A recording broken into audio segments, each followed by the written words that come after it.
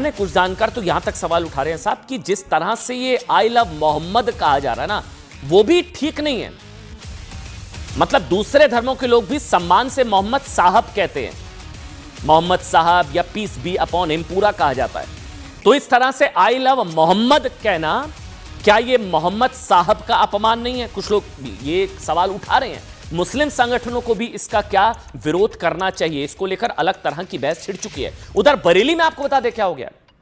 26 सितंबर को जुमे की नमाज के बाद जो भयंकर बवाल हुआ ना, वो जो भयंकर बवाल हुआ था बरेली में, उसको लेकर बहुत बड़ा खुलासा हुआ है। अब जो बताने जा रहा हूं ध्यान से सुनिएगा।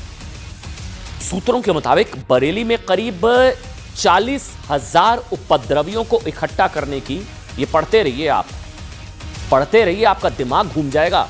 प्लानिंग थी 40,000 लोगों को इकट्ठा करने की बरेली में। मैं कह रहा हूं बरेली बाल बाल बचा है, बरेली सुलग उठता, बरेली राख हो जाता, बरेली अगर इनकी साजिश कामयाब हो जाती। 40,000 कुल 5 थाना क्षेत्रों में 390, आप कह लीजिए 400 के करीब मस्जिदें हैं, 390।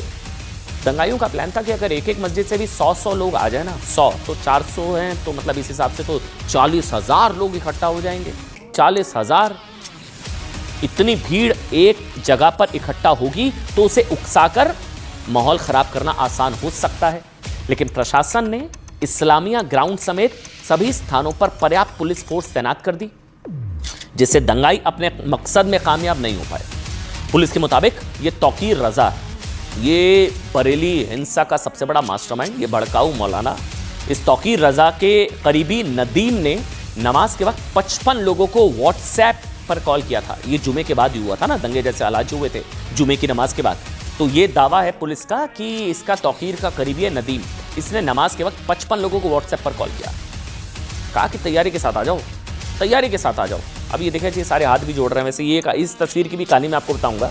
अब यूपी में थोड़ी ना दंगा वंगा अलाउड है, आपको पता है यूपी में योगी राज हो जाता है इलाज। ये देखिए सब हाथ जोड़कर माफी मांग रहे हैं। 1600 उपद्रवियों की भीड़ जुटाई। पुलिस को अब तक 5 व्हाट्सएप ग्रुप और एक फेसबुक पेज मिला है, जिसके जरिए उपद्रवियों को इकट्ठा किया जा रहा था। बरेली ही नहीं, आसपास के जिलों, अब सुनिए, रामपुर, मुरादाबाद, बिजनौर और अमरोहा से भी लोग वहां लाए गए थे। उपद्रवियों ने बरेली को पेट्रोल बम से जलाने की साजिश रची थी। पेट्रोल जो आप देख रहे हैं, ये पुलिस ने कंट्रोल कर लिया, वरना बहुत बुरा हाल हो सकता था। पेट्रोल बम से जलाने की साजिश थी, जिस पुलिस ने सही समय पर एक्शन लेकर नाकाम कर दिया पुलिस ने। इसलिए आप भी कहिए, मैं भी कहूंगा, आई लव यूपी पुलिस साहब। बच गया हमारा शहर बरेली, बच गया बरेली, बच गया, राख हो जाता बरेली। पेट्रोल बम, 40,000 लोग, 400 मस्जिदें, 390 लोग लिख रहे हैं we love UP police, I love UP police, I hate danga, we hate danga. Maulana Tauqeer रजा ने अपने भड़काऊ बयानों से जिस उपद्रवी भीड़ को इकट्ठा किया था, उसके हाथों में पत्थर, हथियार, चाकू, लाठी, डंडे, कारतूस, गोली भी चली। आपको पता है ना, मैंने आपको बताया था कल, गोली भी चली, पेट्रोल बम थे।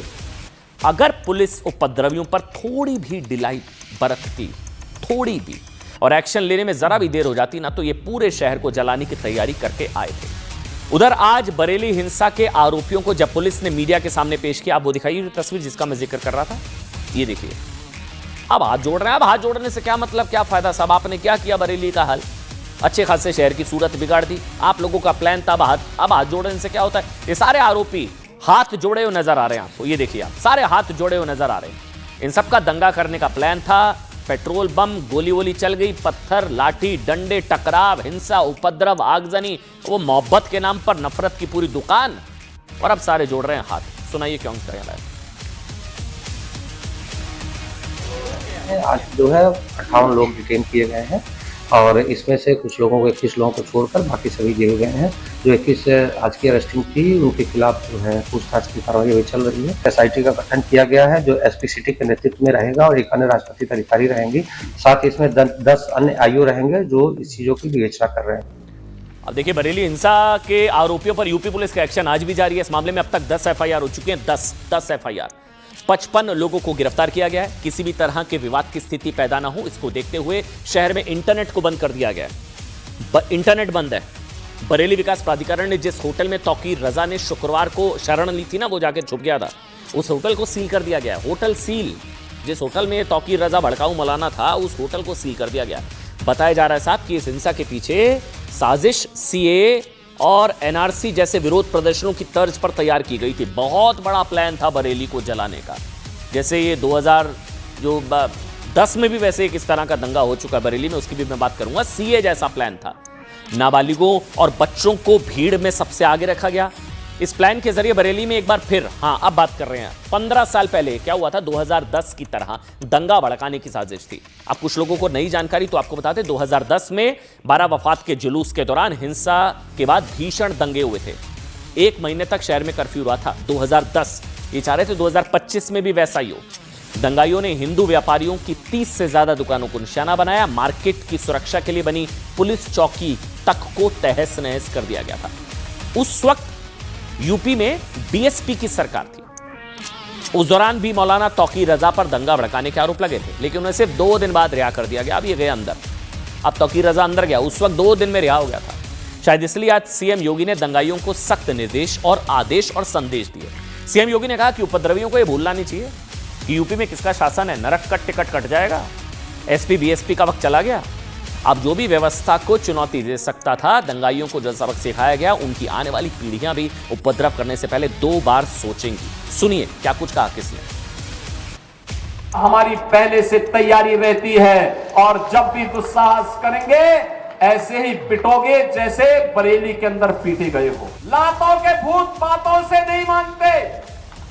इनको लगता है जैसे सरकार अब भी इनके सामने झुक करके कार्य करेगी। सरकार का पहले दिन से, डबल इंजन की सरकार का पहले दिन से ही यह निर्णय है कि अपराध और अपराधियों के प्रति, गद्दारों और देशद्रोहियों के प्रति सरकार जीरो टॉलरेंस की नीति के तहत कार्य करेगी। ऐसा मामला नहीं था जिस पर कोई गिरफ्तारी हो, और वो हमारे जैसे योगी जी ने कहा कि हम सख्ती से निपटेंगे और कुछ लेंगे, तो वन साइडेड कार्रवाई बिल्कुल नहीं होना चाहिए। इससे पहले अभी वाकया हुआ फतेहपुर में, वहाँ के ऊपर पूरा मकबरा 200 साल पुराना गिरा दिया जो पद्दोरियों ने, बदमाशों ने, लफंगों ने, और उनके खिलाफ कोई कार्रवाई नहीं की गई। वो आज़ाद घूम रहे हैं, आज़ाद छोड़ दिया। आप तौकीर रजा को किस बुनियाद पर गिरफ्तार कर रहे हैं? तौकीर रजा साहब की गिरफ्तारी भी गलत है और हम उसको भी कंडेम करते हैं और हम मुतालबा करते हैं उत्तर प्रदेश की पुलिस से कि उनको फ़ौरन रिलीज़ किया जाए। और जितने लोगों को आई लव मोहम्मद के नाम के प्रोटेस्ट करने वालों को आपने गिरफ्तार किया, उन सबको बगैर किसी शर्त के, बगैर किसी जमानत के उनको रिहा किया जाए। ये पूरी तरीके से सरकार के द्वारा सारी चीज़ें प्रायोजित है। जानबूझ के आप चाहते हो कि बवाल हो, ये माहौल बने जिसका ये फ़ायदा बिहार में ले सके। ठीक है, ये बिहार के चुनाव के मद्देनजर सारी चीज़ें तैयारी करके ये करा रहे हैं।